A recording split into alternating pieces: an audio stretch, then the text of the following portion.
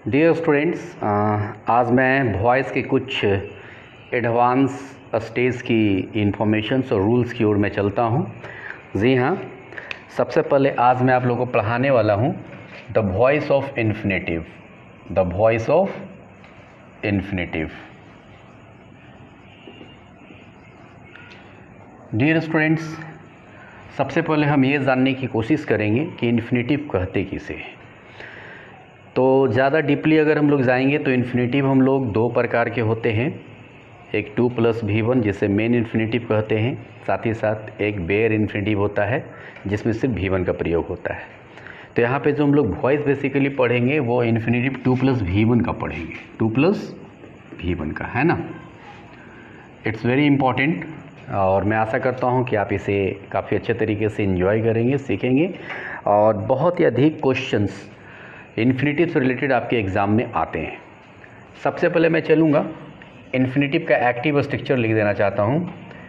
Active structure जो होता है इन्फिनेटिव का होता है subject plus helping verb. HV stands for helping verb, then after to, then after V1, then after object, है ना। तो इन्फिनेटिव का जो पैसिव होता है वो बहुत ही सिंपल होता है। जैसा कि जानते हैं कि पैसिव वॉइस बदलने के लिए हम लोग ऑब्जेक्ट को पहले लाते हैं। तो यहाँ पे शुरुआत में हम लोग ऑब्जेक्ट लिखेंगे, फिर ऑब्जेक्ट के अनुसार हेल्पिंग वर्ब होगा यहाँ पे, और ये टू बदल जाएगा टू बी में। और जैसा कि हमने पिछले क्लास में बतलाया था कि किसी भी प्रकार का पैसिव वॉइस अगर है तो उसमें वर्ब का सिर्फ और सिर्फ थर्ड फॉर्म का प्रयोग किया जाता है। हमने पिछले क्लास में आपको बतलाया है ना। तो जैसा कि देख रहे हैं इन्फिनेटिव 2+v1 का जो एक्टिव स्ट्रक्चर है वो subject plus helping verb plus 2+v1 plus object है। ओके, इसका पैसिव करने के लिए हम लोग ऑब्जेक्ट को आगे लेकर के आए। ऑब्जेक्ट के अनुसार helping verb, then after to बदल जाता है टू बी में, और v1 changes into v3, then after by plus subject. जैसे एक छोटा सा एग्जांपल मैं दे रहा हूँ आपको। I have to write a letter. I have to write a letter, मुझे एक पत्र लिखना है। This is an active sentence of infinitive 2+v1, है ना। तो इसका पैसिव करने के लिए हम लोग क्या करेंगे, ऑब्जेक्ट अ लेटर को आगे ले आएंगे। अ लेटर हो गया, और यहाँ पे चूंकि आई सब्जेक्ट था इसलिए हैव हो रहा था। यहाँ पे अब ऑब्जेक्ट के अनुसार हेल्पिंग वर्ब देते हैं तो हैव का क्या हो जाएगा, अ लेटर के अनुसार हैज़ हो जाएगा। To changes into to be, और राइट जो है v1 वो किस चीज़ में बदल जाएगा, v3 में, written, then after by me. This is very simple. I have to write a letter,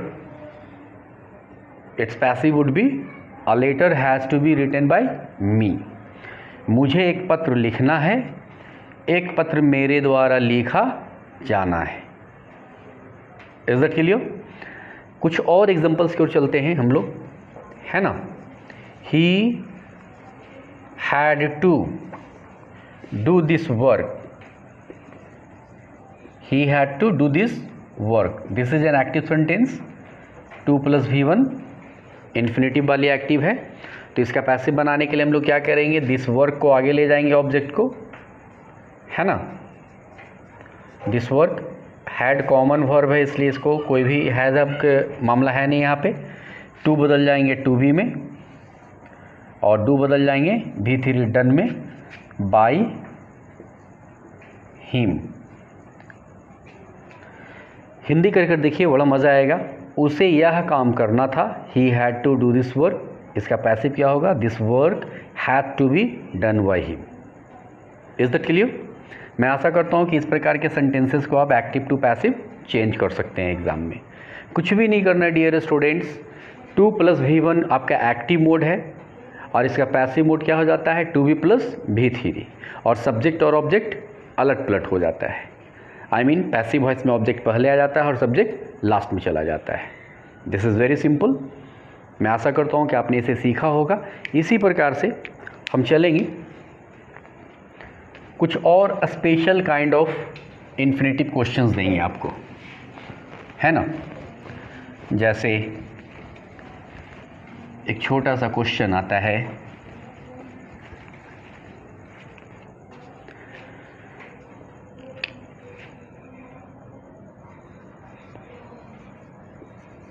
I want you to take the photograph.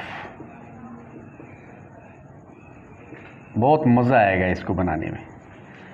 I want you to take the photograph, यहाँ पे भी infinitive है, it means इसे भी हम लोग infinitive वाले style से ही बनाएंगे। थोड़ा सा स्लाइड चेंज होगा इसमें क्या करते हैं कि आई वॉन्ट को आई वॉन्ट ही रहने देते हैं, है ना।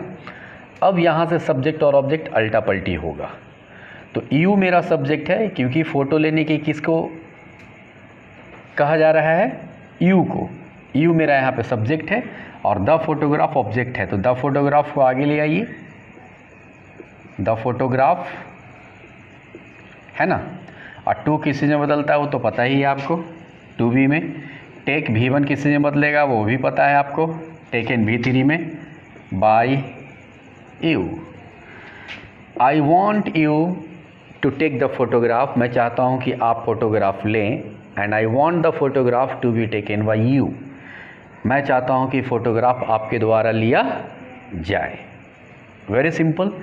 ये वाली जो क्वेश्चंस है काफ़ी ज़्यादा इम्पॉर्टेंट है और काफ़ी हॉट क्वेश्चंस है, आपके एग्ज़ाम में हमेशा ये क्वेश्चंस आता रहता है। इससे रिलेटेड कुछ और एग्जांपल्स मैं आपको देना चाहता हूँ। अब जैसे he wants me to do this work, active, वो चाहता है कि मैं इस काम को करूं, वो चाहता है कि मैं इस काम को करूं। तो ही वॉन्ट्स को कुछ भी नहीं छेड़छाड़ करना है, he wants as it is remain रह जाएंगे। ऑब्जेक्ट कौन है रिमेनिंग सेंटेंस में, दिस वर्क को आगे ले जाओ, है ना। टू बदलेंगे किस चीज़ में, टू बी में। डू V1 बदलेंगे किस चीज़ में, V3 में बाई हिम। मज़ा आया। He wants me to do this work, वो चाहता है कि मैं इस काम को करूं। And he wants this work to be done by him, sorry यहाँ पे जो है मी होगा, क्योंकि सब्जेक्ट यहाँ पे ये था ना, मी। क्लियर है।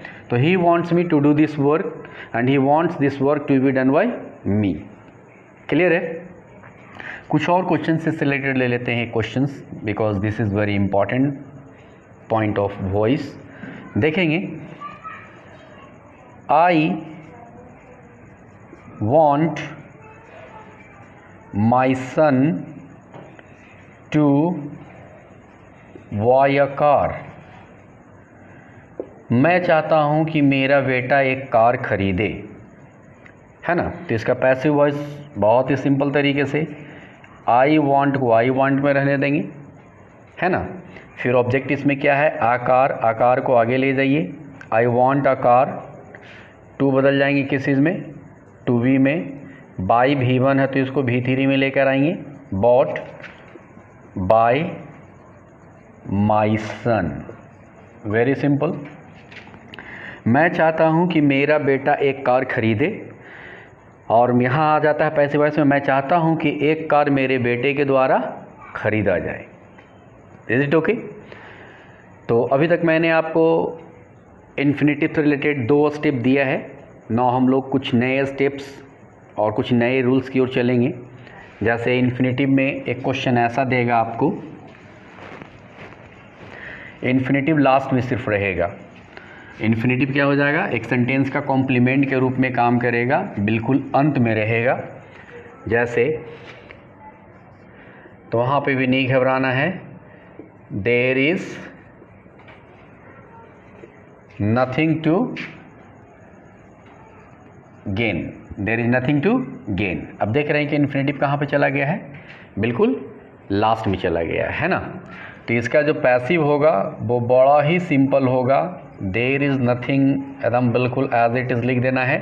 और यहाँ से आपको वॉइस करना होगा, टू को टू बी में करेंगे और गेन V1 को क्या करेंगे, गेन करेंगे। Any questions? Very simple this is. उसी प्रकार से कुछ और examples, I have something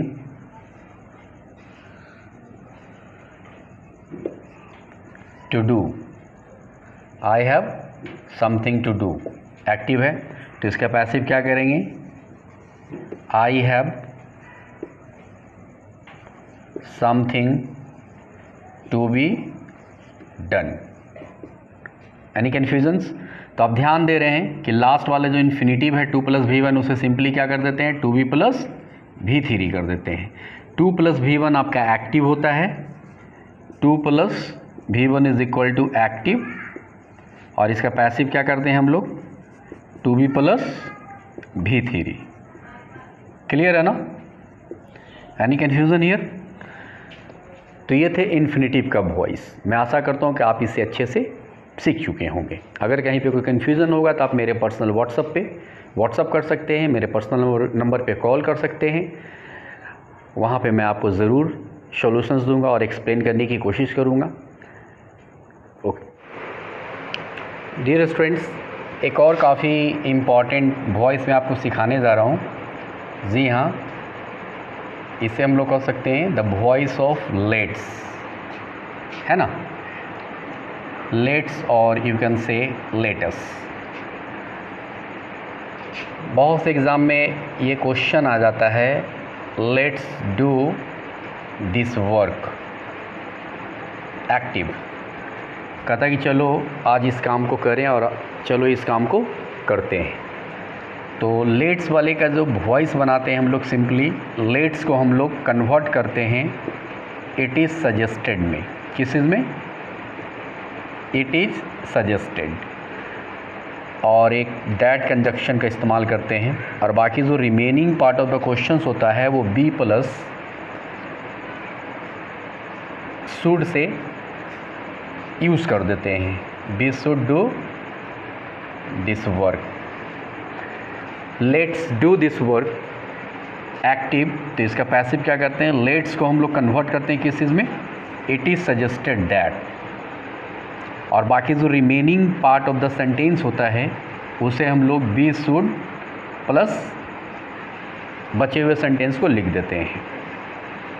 it's very simple. Examples के माध्यम से आप इसे कंसेप्ट को अपने माइंड में रख सकते हैं।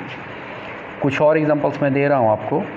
Let's help the poor, let's help the poor, active है तो इसका पैसिव, प्रयास कीजिए, it is suggested, it is suggested that, सभी लोग जाएंगे वहाँ तक, बी शुड,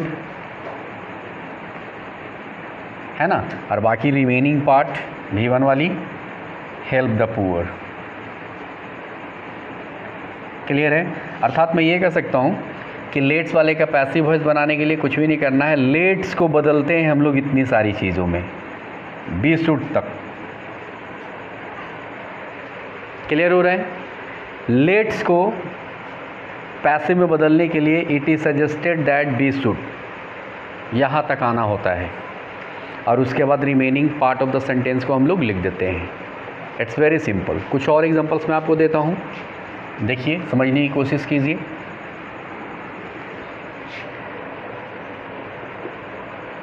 लेट्स भी लिखते हैं और कभी कभी लेटस भी लिखा होता है, ठीक है। तो लेटस गो नो, है ना, ये एक्टिव है, तो हम इसे कैसे बनाएंगे, या तो ये लेटस हो सकता है या फिर लेट्स हो सकता है। तो एकदम बिल्कुल, it is suggested that be should, यहाँ तक तो पहुँच जाएंगे, और बाकी जो रिमेनिंग पार्ट होता है उसे हूबहू उतार देना होता है। Any confusion? लेट्स वाले का वॉइस बना सकते हैं आप, बहुत सिंपल है ना। डियर स्टूडेंट्स, एक और काफ़ी इम्पॉर्टेंट पॉइंट है वॉइस का, उसे हम लोग सीख लेते हैं। The voice of let, the voice of let एक छोटा सा एक्टिव स्ट्रक्चर होता है। दुनिया का कोई भी वैसा हिंदी वाक्य जिसके अंत में रहे ने दो, तो उसकी जो बनावट होती है वो इस प्रकार से होती है, late plus object plus V1 plus other word, है ना। तो इसी का जो पैसिव बनेगा वो किस प्रकार से बनेगा, और इसकी जो होती है हिंदी पहचान या जाए, अर्थात मैं ये कह सकता हूँ कि दुनिया का कोई भी वैसा हिंदी वाक्य जिसके अंत में या जाए रहे उसे हम लोग इस स्ट्रक्चर से बनाते हैं, by plus subject. By plus subject को हमने ब्रैकेट में रखा है इसलिए क्योंकि कभी बाय प्लस सब्जेक्ट का इस स्ट्रक्चर में प्रयोग किया भी जा सकता है और कभी नहीं भी किया जाता है। जैसे एक सेंटेंस मैं आपको दे रहा हूँ कि let me write a letter, let me write a letter, मुझे एक पत्र लिखने दो, मुझे एक पत्र लिखने दो। यहाँ से मिल रहा है let me write a letter, मुझे एक पत्र लिखने दो। तो इसका जो पैसिव होगा वो लेट से फिर ऑब्जेक्ट अ लेटर, है ना, let a letter be written by me. Hindi बड़ा प्यारा है, मुझे एक पत्र लिखने दो, और यहाँ क्या हो रहा है, let a letter be written by me, एक पत्र मेरे द्वारा लिखने दिया जाए, लिखने दिया जाए। क्लियर हो रहा है। कुछ और एग्जांपल्स मैं आपको दे रहा हूँ, समझने की कोशिश करेंगे। Let her sing a song, let her sing a song, this is an active. Clear है। तो इसका पैसिव क्या करेंगे, लेट अ सॉन्ग, ऑब्जेक्ट आगे आ जाएगा, बी हो जाएगा, सिंग का भी थ्री क्या हो जाता है, संग बाय हर। क्लियर हो रहा है dear students. Let her sing a song, उसे एक गाना गाने दो, और let a song be sung by her, एक गाना उसके द्वारा गाने दिया जाए। समझ रहे हैं आप लोग। अभी इसी प्रकार से कुछ और एग्जांपल्स है। Let him by a car, थोड़ा सा आप बनाइए तो इसे, let him by a car, उसे एक कार खरीदने दो, उसे एक कार खरीदने दो। तो इसका पैसिव हो जाएगा, एक कार उसके द्वारा खरीदने दिया जाए। कुछ भी नहीं करना है। पैसिव का स्ट्रक्चर क्या है, शुरू में लेट मांग रहा है, फिर ऑब्जेक्ट हो गया आकार, बी हो गया, बाय का भी three, bought by him. Hindi करके देख लीजिए, बड़ा प्यारा हो जाएगा। Let him by a car, उसे एक कार खरीदने दो, and let a car be bought by him, एक कार उसके द्वारा खरीदने दिया जाए। क्लियर है। Thank you.